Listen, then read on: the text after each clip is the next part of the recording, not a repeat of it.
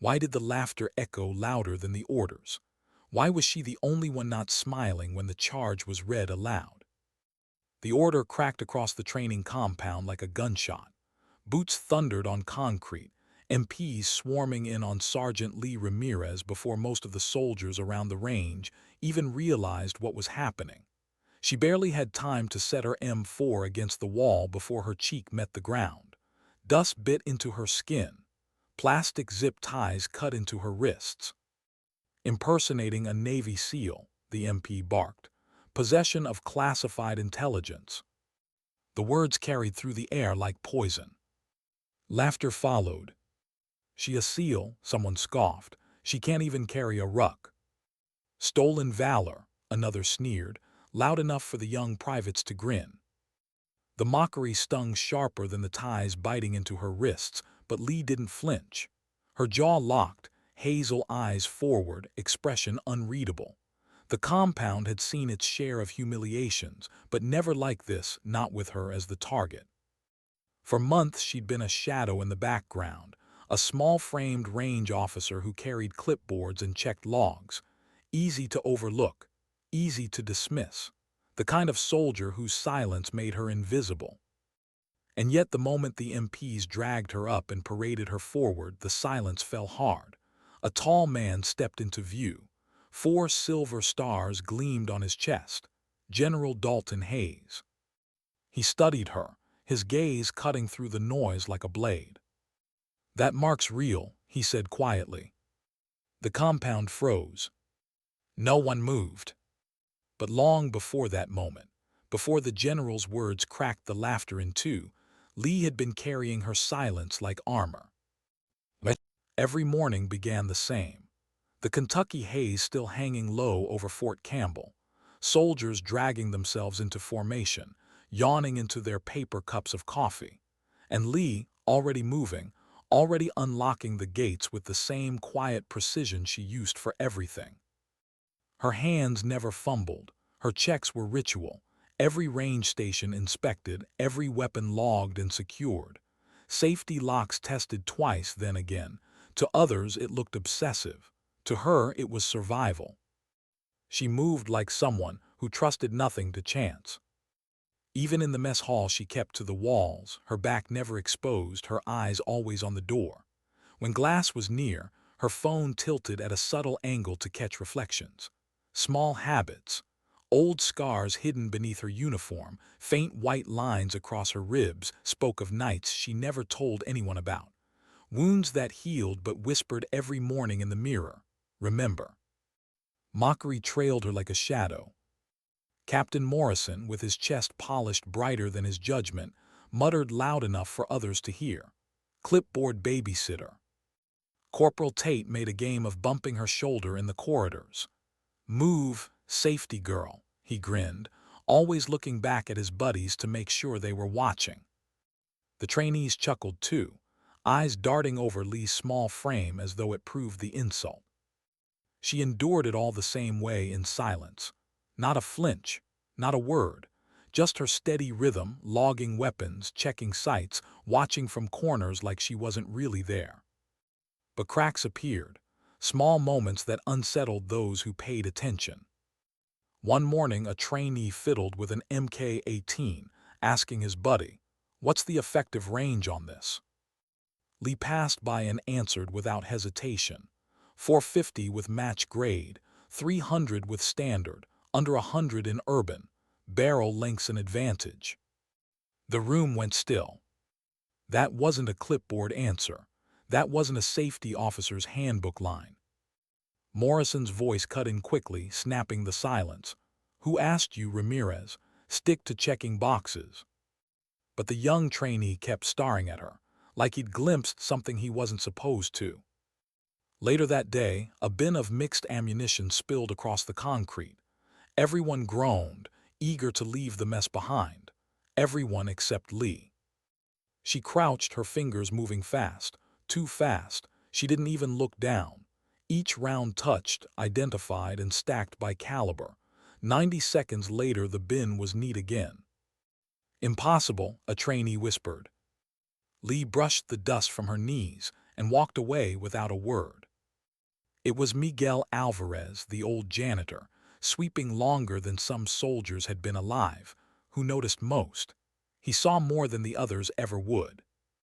As she passed one morning, his voice dropped low.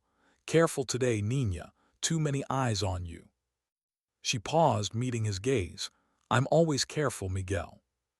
Her voice was soft, but steel hummed beneath it. The compound carried on, mockery louder, suspicion stirring, and Lee moved through it all like a shadow pretending to be ordinary. But behind her calm, something heavy coiled, something no one was prepared for. That morning felt different, air thick, soldiers restless. Lee moved like always, quiet, precise, unseen, but the wrong eyes were watching. The cyber warfare unit had come for a surprise sweep, scanners blinking against every ID badge, every access card. When her turn came, the screen flickered. Red, green, red again. "Weird," the technician muttered. "Her clearance is provisional, but the markers, they're locked behind classification. I can't even touch them." The whisper spread like wildfire. Her phone buzzed once in her pocket. No ringtone, no alert, just a vibration so faint no one else noticed. She glanced at the encrypted screen. 3 words, Protocol 6 active. Her thumb erased the message instantly. Outwardly calm, but inside, for the first time in months, her pulse jumped. Captain Morrison caught it, the slight tension in her eyes, the fraction of a pause in her hand. His suspicion hardened. Later, as she stacked targets, her jacket slid up. Faint surgical scars carved along her ribs. Morrison's laugh cut sharp through the air. "What's this, Ramirez? Plastic surgery gone wrong, trying to toughen up that frail little body." Laughter swelled around them. Her jaw tightened, the air seemed to still. Corporal Tate seized his chance, swaggering forward with an M4. "Bet you can't shoot worth a damn, safety girl. Sorting bullets is one thing, but can you actually fire?" The crowd stirred, smirks spreading. She hesitated. The circle closed around her, a trap disguised as a joke. She had every reason to walk away, every reason to stay invisible. But her hand reached out all the same. She took the rifle, slow and deliberate. No fumbling, no hesitation. Checked the chamber, the magazine, the sights, every motion clean. The crowd expected nerves. They got precision. She stepped into the lane. Her frame looked small against the wide-open range. Shoulders narrow, dark hair tucked under her cap. Fragile, they thought. Then she raised the rifle. 5 shots, controlled, grouped tight but off-center. The mocking resumed instantly. "See, not even close." Tate laughed, pumping his fist. She didn't reply, didn't even blink. She shifted her stance, moving the weapon into her left hand. Cross-eyed, dominant. Only seasoned shooters did that. Her breathing slowed. Her trigger squeeze was smooth as glass. 5 more cracks split the air. When the smoke cleared, a single ragged hole burned through the bullseye. Silence. Veterans exchanged uneasy looks. That stance wasn't Army standard. It wasn't range officer training. It was something else.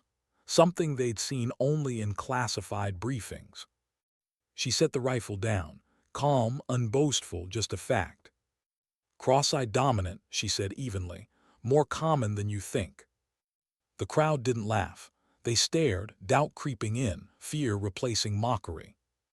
And though Captain Morrison barked for everyone to get back to work, every soldier there knew something had just cracked wide open. Who was she really? What was she hiding? And why did the silence around her suddenly feel dangerous? But that was only the beginning. Because when the MPs slammed her against the concrete later that week, charging her with being a fake SEAL, the laughter came loud, cruel, and merciless. But when her sleeve slipped just far enough to reveal the tattoo carved into scar tissue, the fractured trident wrapped in a broken sword, the mocking stopped. General Dalton Hayes stepped forward, his eyes locked on the ink. His voice dropped to a whisper. That mark's real, and the entire compound froze. What happens when the silence in a room becomes heavier than the chains that hold you? The interrogation chamber was colder than it needed to be. The air hummed with the faint buzz of fluorescent lights. A steel table separated Sergeant Lee Ramirez from the men determined. How fast can laughter turn to silence? How quickly can mockery turn to shame? The news traveled faster than orders. By the time Lee stepped out of the interrogation room, wrists free, the compound buzzed with unease. Soldiers who had recorded her humiliation earlier now stood stiff, eyes lowered, their screens dark. A shift had settled over the air, something heavier than discipline, something closer to guilt. General Hayes walked ahead, his stride unhurried but commanding. Every soldier he passed straightened instinctively, but not for him. Their eyes flicked to the small-framed woman following in his shadow, a woman who hours earlier had been laughed at, a woman who now carried a silence they no longer dared to question. Morrison trailed behind them, his face pale, jaw clenched. The weight of his earlier words, stolen valor, fraud, clung to him like poison smoke. Every glance from the troops around him burned like accusation. Lee walked steady, no triumph, no bitterness, just the same calm rhythm, each step measured. Inside, though, her chest tightened. Memories pressed forward uninvited. The ambush in Syria, the desperate fight when Iron Dagger fell apart. The names of those who hadn't walked out. The scar across her ribs pulsed with phantom ache. She inhaled, exhaled, buried it again. The compound gates loomed ahead, but Hayes didn't turn there. Instead, he stopped in the open courtyard where her humiliation had been staged hours earlier. The same concrete stained with dust where she had been shoved down. The same circle where voices had chanted stolen valor. He turned to face the gathered formation. "Listen well," Hayes said, his voice carrying with the force of command. "What you witnessed this morning was a mistake, not hers, yours." The crowd stiffened. Morrison swallowed. Tate shifted uncomfortably in the front row, his usual grin gone. Hayes continued, each word deliberate, sharp as glass. "Sergeant Lee Ramirez is not an imposter. She is not a fraud. She is a survivor of Operation Iron Dagger, a mission most of you have only heard whispered about. She is alive when others aren't, and that alone makes her a hero." Gasps rippled. Heads tilted toward one another in disbelief. Iron Dagger wasn't something you spoke about openly. For most, it was myth, a ghost story passed between deployments, but Hayes said it plain. Lee felt the stares. 1,000 questions pressed into her skin. She kept her chin level, her eyes forward. Hayes wasn't finished. "You mocked her," he said, his tone darker now. "You laughed at scars you didn't understand. You called her a liar while she carried truths too heavy to speak." Corporal Tate dropped his gaze to his boots. The laughter that once spilled so easily from his lips now soured in his throat. Hayes looked over the formation, then snapped his hand into a salute, the sound of his boots clicking. How long can a base hold its breath before whispers turn to fire? That evening, Fort Campbell felt like a place caught between two realities. By day, soldiers moved through routines, drills, and checklists. But beneath the surface, the weight of what they had seen in the courtyard lingered. Laughter no longer followed Lee Ramirez. Eyes did. She walked the corridors in silence, but silence no longer meant invisibility. Men who once jeered now avoided her gaze or stared too long, uneasy as though looking at a ghost. Whispers bled through the barracks. Iron Dagger, ghost training, survivor. Corporal Tate sat on his bunk, boots unlaced, the sound of his earlier mockery replaying in his skull like a bad recording. He had shoved her, laughed at her scars, called her safety girl with his buddies cheering. Now he couldn't sleep, couldn't shake the image of her tearing the bullseye apart with left-handed precision. Couldn't forget the way her silence had carried more weight than any protest. For Morrison, the fallout came sharper. His authority fractured in real time. Soldiers who once jumped at his bark now hesitated, their glances carrying a quiet judgment. Rumors whispered that Hayes had already sent word up the chain, that an inquiry was coming, that Morrison's career wasn't just damaged, it was finished. But Lee. She sat alone in her quarters, back to the wall, the same ritual she'd carried since deployment. Her uniform shirt hung neatly on the chair, scars along her ribs catching faint light as she wrapped a thin bandage around her side. The skin didn't hurt anymore, but memory did. She closed her eyes and the barracks disappeared. Heat rushed back, gunfire echoing through narrow alleys, the weight of the Mk-46 machine gun tearing her shoulder raw as she fired to cover men scrambling for safety. She saw again the faces, some she saved, some she couldn't. The sound of screaming drowned by explosions. The cold realization that she was the last one standing when Iron Dagger collapsed. Her eyes snapped open. Her hand trembled before she stilled it flat on her thigh. She whispered the same words she had whispered every night since. I did my job. But the words didn't make the ghosts leave. In the chow hall the next morning, conversations broke like glass when she walked in. Forks hovered midair, trays clattered quieter, soldiers shifted uncomfortably. She carried her tray the same way she always did, simple, efficient, no wasted motion. But when she sat down, she felt it, the weight of stares pressing in from every direction. Some looked away, shame burning in their faces. Others studied her like she was a puzzle. One trainee finally whispered what everyone else was thinking. Is it true? Did she really survive Iron Dagger? No one answered, but no one mocked either. Miguel Alvarez, the old janitor, passed by, broom in hand. He paused near her table, his voice soft enough only she could hear. They're scared of what they don't understand, Nina, but I know. I've seen it in your eyes. Lee's fork paused mid-bite. She glanced up at him. His gaze was steady, kind.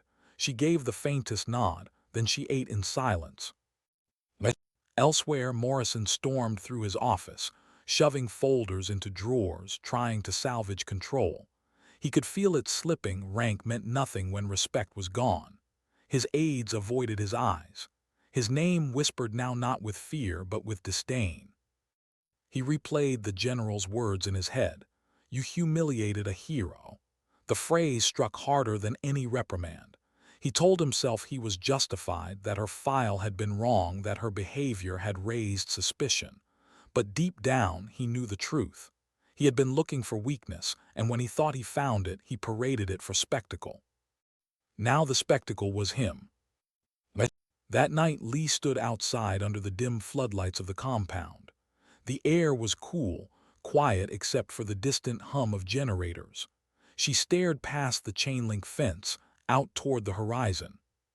For years she had lived as a shadow, content to let the world believe she was ordinary, to carry her scars in silence. But now the truth had slipped. The mark on her arm had spoken louder than she ever wanted. She whispered into the night, a confession no one else would hear. I never wanted them to know.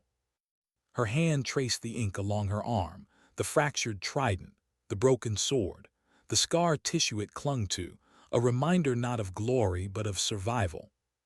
And she wondered how long she could keep the rest of the truth hidden. Because what the general had revealed was only the surface. The real story of Iron Dagger, what happened in those final hours, what Lee had done when no one else could, remained buried. And if it came out, it wouldn't just shake Fort Campbell. It would shake everything. What does it feel like to remember a night you've tried your whole life to forget? The barracks were quiet, but Lee's mind wasn't. Sleep came in fragments, chased away by the ghosts of Iron Dagger. When her eyes closed, the Kentucky walls dissolved. She was back in Syria, the sand hot even after sunset, the air thick with smoke. Her unit had moved into a small ridge town, the kind you'd only see on a map with numbers instead of. How does a name change overnight, from mockery to myth? By the third day after the courtyard, Fort Campbell felt different. The air was the same, the drills unchanged, But the way people looked at Lee Ramirez had shifted into something heavier. She could feel it in the way conversations halted when she entered, in the way footsteps slowed behind her. Soldiers didn't laugh anymore. They whispered. Ghost operator, survivor, hero. But to Lee, the words sounded like chains. She walked through the motor pool, her clipboard in hand as if nothing had changed. Engines hummed, wrenches clattered, diesel fumes filled the air. Men straightened when they saw her. No one bumped her shoulder. No one smirked. Even Tate, once so eager to cut her down, offered only a stiff nod before ducking away. Lee didn't return it. She just kept moving, her eyes scanning the rows of Humvees with the same quiet rhythm as before. Inside, though, unease knotted in her chest. Recognition wasn't what she wanted. Recognition came with questions, and questions led back to Iron Dagger. She had spent years perfecting silence. Now the silence was unraveling. Colonel Morrison's office door slammed. He paced like a man caged, his career bleeding out in real time. Hayes's words still thundered in his skull. You humiliated a hero. He told himself he'd only followed his instincts, that Ramirez's behavior had demanded scrutiny. But deep down, the truth gnawed at him. He hadn't been looking for justice. He had been looking for someone to break. And he'd chosen the wrong target. Now the base buzzed with talk of his downfall. Whispers of reassignment, of inquiry, of disgrace. His name was no longer carried with authority but with contempt. Morrison pressed his palms against the desk, breath ragged. His reflection in the glass stared back, not the commanding officer he pretended to be, but a man exposed. That night, Lee sat outside the barracks, the compound washed in silver from the moon. The distant rumble of a convoy drifted through the quiet. She wrapped her arms around her knees, her gaze fixed on the chain-link fence. Miguel Alvarez's broom scratched softly on the pavement nearby. The old janitor paused, leaning against it. They don't know how to carry what you carry, he said gently. But I see it, in your eyes. Lee didn't answer at first. She let the silence stretch, heavy but not uncomfortable. Finally, her voice came low, almost a whisper. I never wanted them to know. Miguel nodded, his expression kind, knowing. Sometimes, Niña, truth doesn't ask permission, it just comes. She turned her head slightly, meeting his gaze. In his weathered face she found something she hadn't seen in years, understanding without expectation. Her throat tightened, but she swallowed it back. She rose, gave him a faint nod, and walked back into the dim barracks. But sleep didn't come. When she closed her eyes, Iron Dagger returned. Not the broad strokes Hayes had spoken about. Not the simplified tale of survival the soldiers whispered in awe, but the real pieces, the moments too raw to say aloud. The faces, the orders cut short, the sound of blood in her ears louder than gunfire. And the choice she had made in the end. The one that saved 27 lives. The one that cost her everything else. At Fort Campbell, the silence of respect had replaced the noise of mockery. But in Lee's chest, silence had never been heavier. Because the truth wasn't finished. What does survival really cost when the choice that saves others never stops burning in your own chest? The memory came back in fragments. The sand under her boots, the smell of cordite thick as smoke, the sound of a man screaming her name over comms before his voice was swallowed by static. Lee Ramirez had been the last one alive on that ridge, but not by chance, not by luck, by choice. Iron Dagger had gone sideways within minutes. A unit split, communications failing, ambushes set in every alley. It wasn't chaos, it was slaughter. Pinned against a collapsed wall, Lee had two options: break contact and run for the evac, or hold her ground and buy time for the trapped squad in the East Quarter. 27 men. Their signals were fading on her headset, their voices cutting in and out with panic. She pressed her hand against her bleeding ribs, eyes scanning the horizon. Ammunition low, sun dipping, no reinforcements coming. Her lieutenant's last order crackled weakly, "Get out while you still can." But she didn't. She switched channels, her voice level. "Stay put, I'll cover you." And then she did what no one expected. She turned back toward the fire. For hours she moved like a phantom, shifting positions, firing from angles that made it sound like a platoon, not a single soldier. When her rifle ran dry, she scavenged from the fallen. When her body wanted to collapse, she clenched her jaw and pushed it further. Every bullet she fired, every second she bought, dragged those 27 men closer to extraction. She remembered the sound when the convoy finally broke through, the rush of engines, the explosion of friendly fire cutting into enemy lines, the moment a young private grabbed her by the arm and dragged her, half-conscious, into the back of a vehicle. Her vision had blurred, her blood soaking into the seat. The last thing she saw before blacking out was the faces of the men she'd saved, alive, breathing, watching her with something between awe and terror. Because they knew. They knew the only reason they were alive was because she had chosen to stay behind. Back at Fort Campbell years later, the memory twisted inside her like barbed wire. Soldiers whispered about her as if she were some legend. Morrison burned in shame. Tate couldn't meet her eyes. Hayes protected her with his authority. But Lee carried none of it like glory. She sat on her bunk, hands clasped tight, her scars aching under her shirt. She had survived, yes, but survival didn't feel like victory. Survival felt like debt. Every salute she received now, every glance of respect, pressed heavier than the mockery ever had. Mockery was easy to endure. Respect made her choke on memory. They called her a hero. She called herself what she had always been. A soldier who stayed when others told her to run. A survivor of a mission that no one should have lived through. And the silence she carried wasn't just discipline anymore. It was penance. Because though she had saved 27 men, she still woke to the voices of the ones she couldn't. And that was the part no one at Fort Campbell would ever understand. Not even Hayes. What does dignity sound like when it doesn't speak, only acts? The compound never went back to normal. Soldiers still drilled, still marched, still barked cadence in the mornings.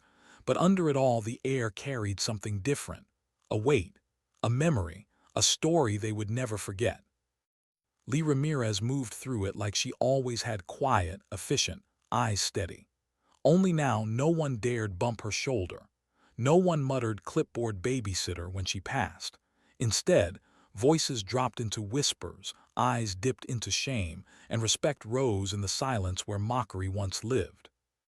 Morrison was gone, transferred under the shadow of inquiry, his name spoken now with disdain. Tate tried to apologize once, stammering through words he'd never spoken before. Lee didn't answer. She only looked at him, expression unreadable, and kept walking. Some debts couldn't be erased with words. General Hayes rarely spoke of her openly. He didn't need to. His presence beside her, his quiet nods, were enough. Those who had mocked her understood now what it meant when a man like Hayes saluted in silence. But for Lee, none of it felt like victory. She sat alone one evening at the edge of the range, the sun sinking low, the sky burning orange against the silhouettes of rifles lined on racks. The air smelled faintly of gunpowder, a scent that carried her back too easily. She traced her arm, fingers brushing the mark hidden beneath her sleeve, the fractured trident, the broken sword, the scar tissue it wrapped around. To the others it was proof. To her it was memory carved into skin.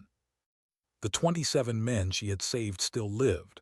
Some had families now, children. They would never know the price she carried, and she would never tell them. That was her burden, that was her choice. She lifted her eyes to the horizon, the light fading slow. Soldiers passed in the distance, their boots crunching on gravel. Each one raised a hand in salute as they saw her sitting there. She didn't return it. She only gave the smallest nod, her jaw firm, her silence intact. Because respect wasn't what she sought. Recognition wasn't what she needed. She had done her job, that was enough.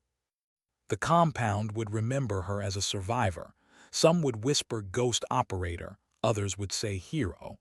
But Lee knew the truth. She wasn't legend. She wasn't myth. She was simply a soldier who stayed when others told her to run. And sometimes that's all courage is. Not shouting, not glory. Just silence carried with dignity. Sometimes dignity doesn't speak. It simply acts.